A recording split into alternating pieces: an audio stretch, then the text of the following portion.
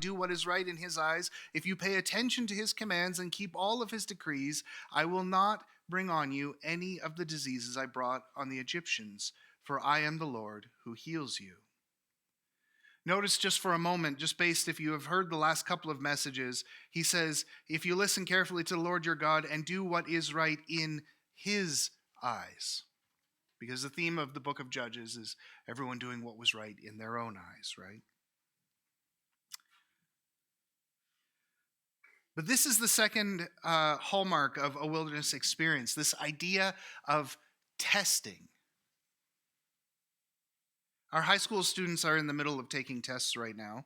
And while it can often feel cruel or malicious and fraught with anxiety, we know usually when we get to the other side, that testing is a necessary part of the learning experience, as uncomfortable as it can be at times. But for example, even practically speaking, something like learning to drive, that's not something that you can do by simply watching YouTube videos or reading books, right?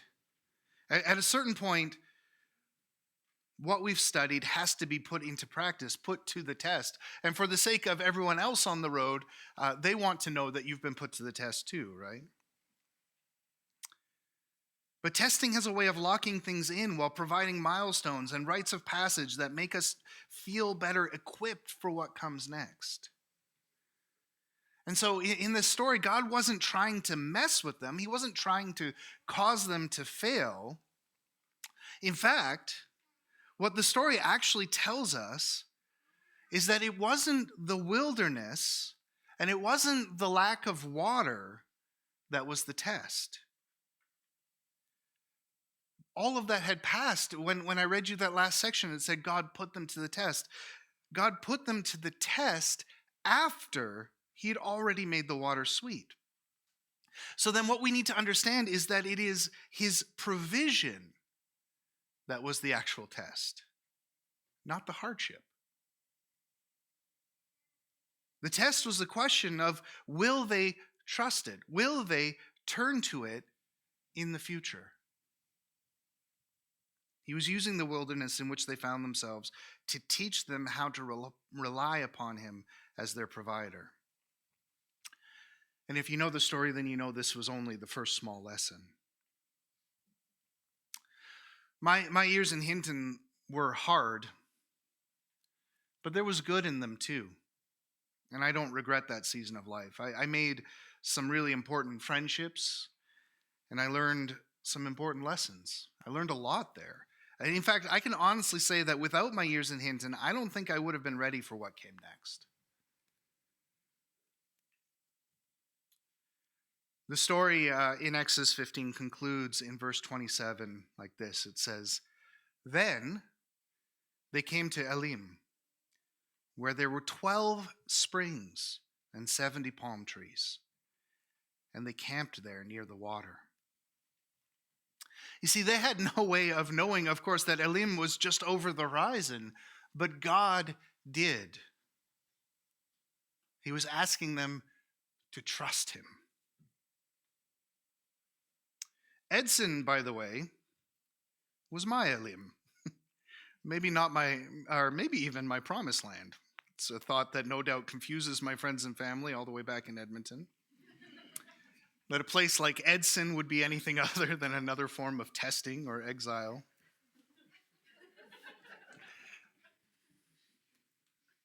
But it truly has been God's provision. Let's shift now to our story in Ruth that we've been in for a few weeks now, so that I can show you how all of this connects together as we continue through that book. Last week, we made it to verse 5 of chapter 1, and in those first 5 verses, we learned that there is famine in Israel, which means that the people were not being obedient to the Lord. And as a result of this famine, the story of the book of Ruth begins with a man who moves his wife and 2 sons to the neighboring country of Moab, where within the space of about 10 years, he unfortunately dies. His 2 sons then marry Moabite women, and then they also both die.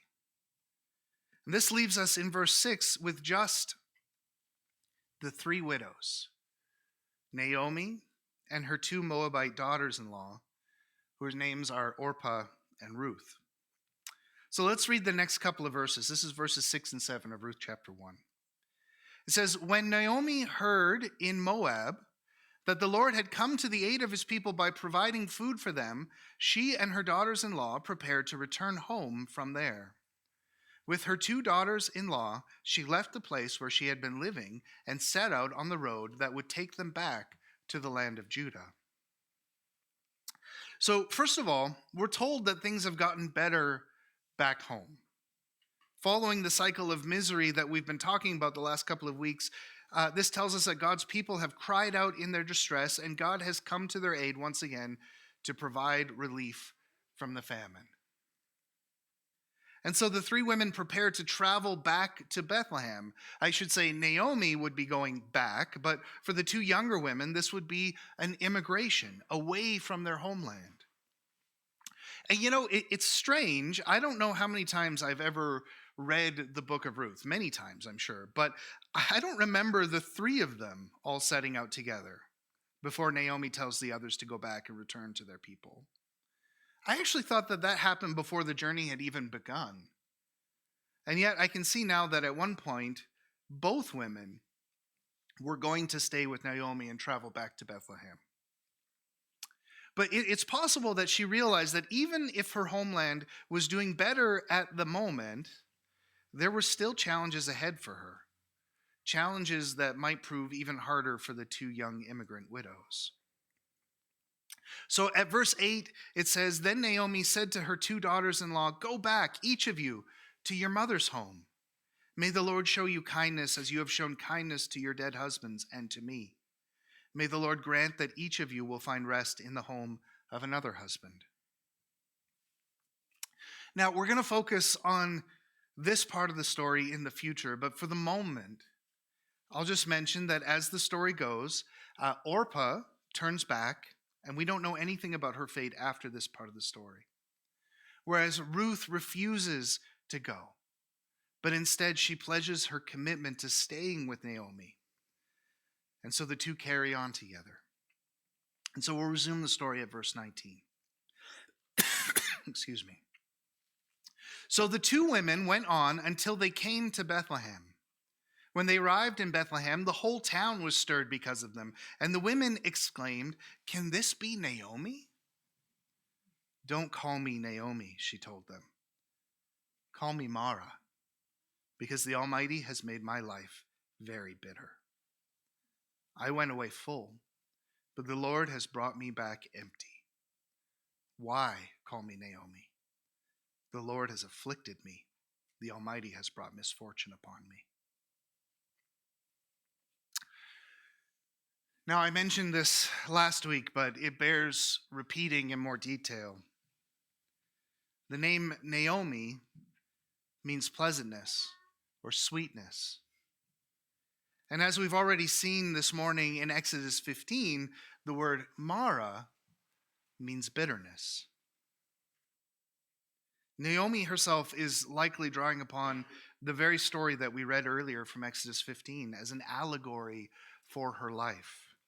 Israel has found themselves having left their homes behind in the desert, and the water, a symbol of life throughout the Bible, is bitter. Naomi is telling her neighbors that even though she has returned home, she's really in the wilderness. She feels lost, and she blames God. "Why call me Naomi? Why call me sweetness? The Lord has afflicted me. The Almighty has brought misfortune upon me."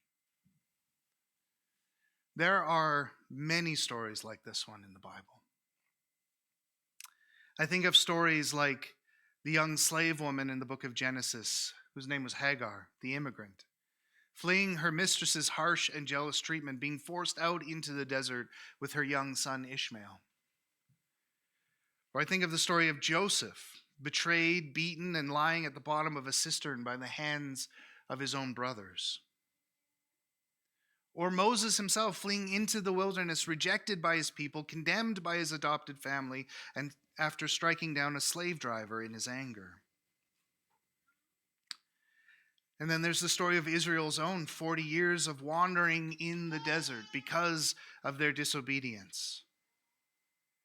Or King David hiding from Saul's anger in caves before he became king. Or the prophet Elijah lying under a broom tree longing for death because he feels like the whole world is against him. And of course, Jesus being driven by the Spirit into the desert to be tempted by Satan. That last one is especially important for this topic. Among those examples, of course, some of those characters are responsible in a way, at least in part or in full, for their circumstances, and others are completely innocent. But it's important to know that even Jesus experienced the wilderness. Because when we talk about times of desolation in our relationship with God, there are always going to be those who tell us that a believer should never go through a spiritual wilderness. That we should never feel barren and desolate in our relationship with our Savior. But most of us who have walked that long road of obedience for many years know that it's inevitable to have such times. I've already shared one of my own experiences, but there are plenty of other versions as well. And again, I have to assure you that every believer goes through something like this at some point. Because the alternative would be to experience perfect relationship with God at all times. And I've never met anyone capable of that. And again, even Jesus, whose relationship with the Father was perfect, still had to pass through the hard things and the lonely seasons of life.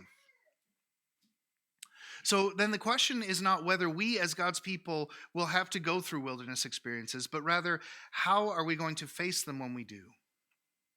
How do we ensure that we will come out the other side? Well, Naomi's descendant, King David, he gives us some insight into these seasons throughout the Psalms that he wrote, in many of the different Psalms that he wrote. And Psalm 63 is a good example. I'll invite you to turn there with me if you like.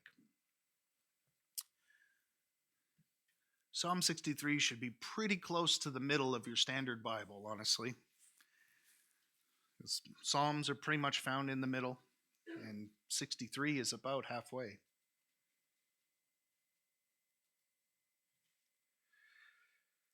It's believed that David actually wrote this psalm during the season that I mentioned earlier when he was hiding from King Saul, who wanted him dead out of jealousy. So David was on the run. He was hiding in caves in the desert of Judah, we're told, which is the same region where Naomi's story takes place.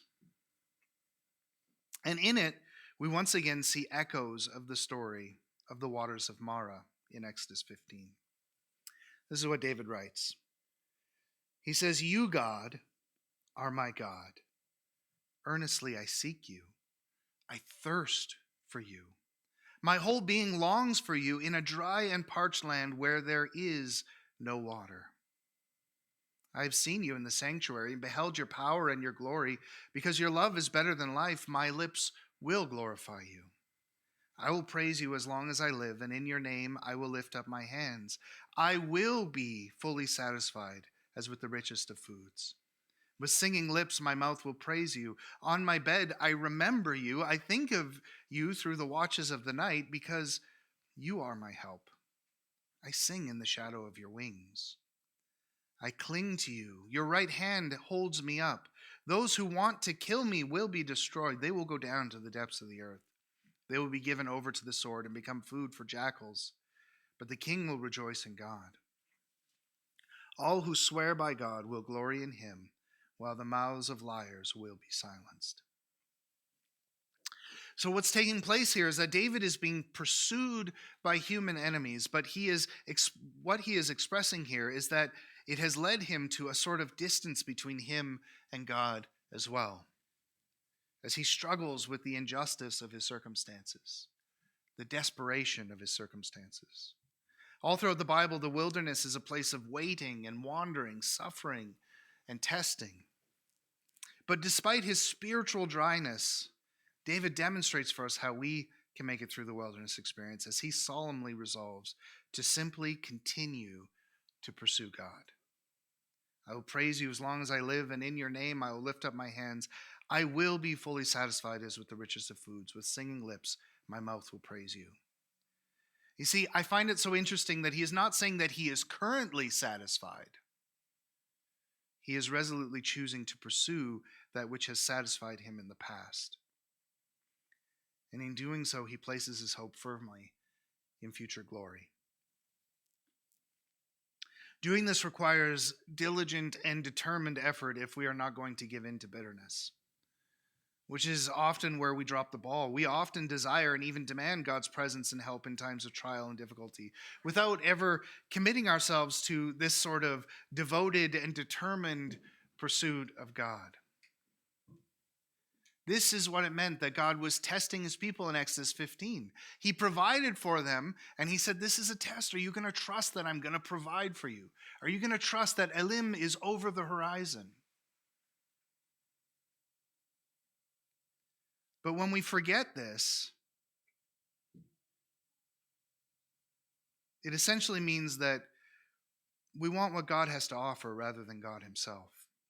See, the truth is, when we come to God in a time of trouble, it cannot be done in an attitude of, I need healing, or I need financial relief, or even I need justice. The cry that God is waiting for is, I need you. You remember, the test is not in the desolation, but in the provision. Can you perceive it? Can you trust it? But it can take time to come to this sort of realization because the desert is a lonely place. This is where we find Naomi at this point in the story. She's disillusioned, disoriented, distraught. But while she could not yet see it, God had not abandoned her. In fact, he was already working in her life to bring about hope and a future. And the clues of his provision are there if we know how to see them. So let's return to Ruth chapter 1 to read what comes next. Just the final line of this first chapter. See, right after we read that Naomi has declared herself Mara, bitterness, we read verse 22. This is what it says. It says, so Naomi returned from Moab, accompanied by Ruth the Moabite, her daughter-in-law, arriving in Bethlehem as the barley harvest was beginning. This doesn't seem like much to us, but the answers are actually all there. You see, first, it may seem like an unnecessary detail that it was the beginning of the barley harvest. Perhaps if you know what happens next in the story, you may think that this is simply an expositional note that ties into where the story is going. But it's actually more than that. Because the barley harvest held a very special significance to Israel, one that wouldn't have been missed by the original audience. You see, the barley harvest happens at the turning of the new year, which means that it takes place as the Passover was approaching. And so the narrator is telling us that the season of redemption was at hand. The season for the releasing of bonds and the forgiving of debts as set forth in God's law, in memory of the night when God's judgment passed over the houses of Israel in Egypt, and they were finally delivered from their oppression and their suffering. The time of redemption was at hand. And second, in verse 22, we're told again that the means of her redemption was already with her as well. In fact, it had followed her from Moab. Do you remember what I said Ruth's name meant last week?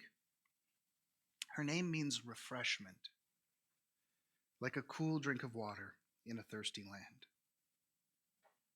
In her eyes, Naomi's life had turned bitter, but God had already provided refreshment. The Lord had not brought her back empty as she thought. because refreshment for herself, for her people, and even in a way for the world had come with her in the form of a loyal young widow named Ruth. God already knew that it would be through Ruth that he would bring hope back to Naomi's life. And it was through Ruth that he would carry forward the line of promise that would lead to his great rescue plan for the redemption of the whole world. The question then is, will Naomi perceive it? Will she receive it? The test of the wilderness is not in the desolation, it is in the provision. When I think of Naomi, I think of a woman I knew in Hinton, whom some of you I know with Hinton connections also know. Her name is Kathy. And while her name wasn't Naomi, it would certainly be an accurate description of who she is. She and her husband also had 2 sons. And because of a congenital genetic condition, they both passed away as young men. When we first moved to Hinton, in the midst of our own wilderness experience, we needed a temporary home while we tried to sell our house back in the city.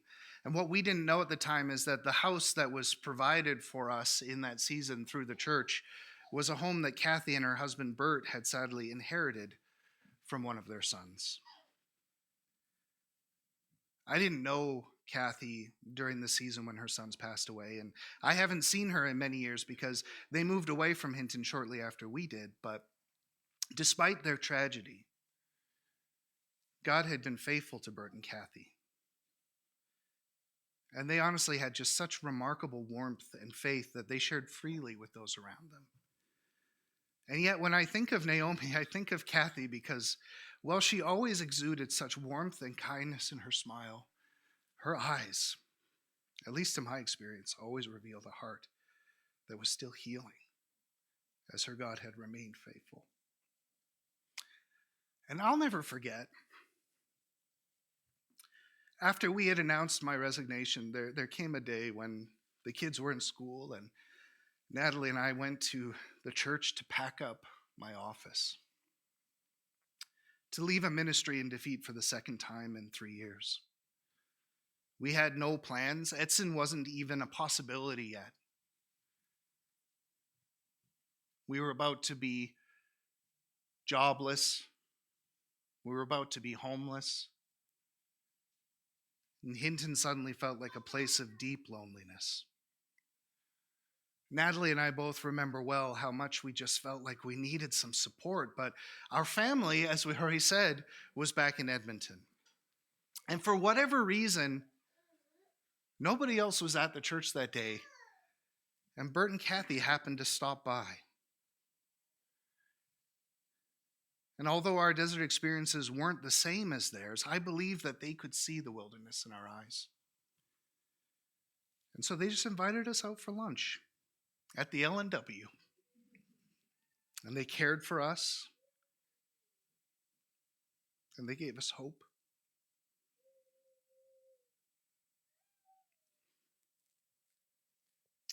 It was a moment when we were at our lowest. And sometimes you just need a parent, you know? But since our own couldn't be there, God sent Bert and Kathy to minister out of their own wilderness experiences, a small but significant glimpse of his provision in the wilderness. So this is what I hope you will take away from this message today. The wilderness will come. We all have seasons that lead us through desolate places. But in those times, you need to remember that God has not abandoned you. In the wilderness, look for him. Remember him. Wait for his redemption. Recognize his provision. And then, when he has delivered you out of that season, make sure that you look for opportunities to serve out of those experiences. Because they're a hard-earned education that God would not want you to waste. When you see the wilderness in the eyes of others, don't be anxious. Don't keep your distance. Don't force them to feel like they need to pretend. Care for them and support them as they journey through it. you might just be a part of the provision, the redemption that God has in mind. Let's pray. Lord, I just thank you for the gift that this story has been in my life this week. As I'm forced to remember some of the wilderness experiences that I have walked through. And yet, Lord, I am so thankful for the reminder as well, as I look back and see the ways that you provided. And so, Lord, I just pray that you would continue to build in me a trust for that provision. And Lord, I pray for that for all of us. And Lord, I just pray that out of our own wilderness experiences, we would see the wilderness in others, and that we would be your hands and feet. That we would see those who are hungry and feed them. That we'd see those who are thirsty and give them water. Those who need clothes, those who are in prison. That we would serve them as though they were you. In your precious name.